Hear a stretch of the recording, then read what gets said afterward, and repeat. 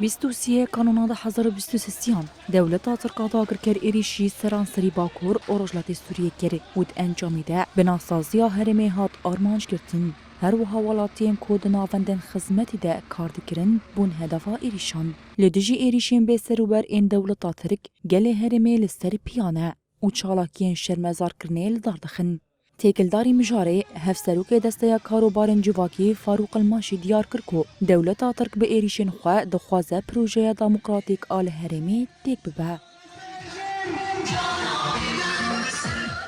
هذه التهديدات المكثفة منذ عام 2014 ji sala 2014 ve ji dema têkçûna Daişiya li Reqayê dewleta Türk adagirker gefan li herêmê dixwe û êriş dike. Êrişên hovane yên dewleta Türk bi armanca zindîkirina serdema Osmanî û têkbirina projeya Netweya Demokratîk a li herêmê ye. Daeş bi destê hêzên Sûriya Demokratîk li herêmê têk çû. Ev yek dewleta Türk tengav kiriye.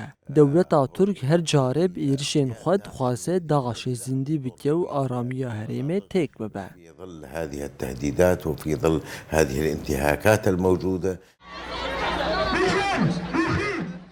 هر وها Farûq Elmaşî destnîşan kir ku ew ji doza xwe venakarin û ew ê heta dawiye li pişta qesedê bin.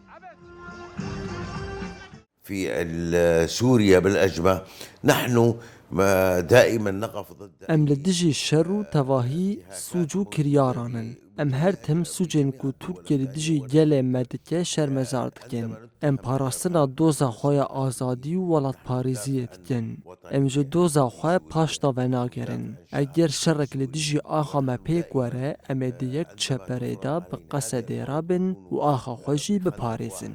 قوات سوريا الديمقراطية ومع قوى الأمن الداخلي الذي هي وجدت الأمن والأمان.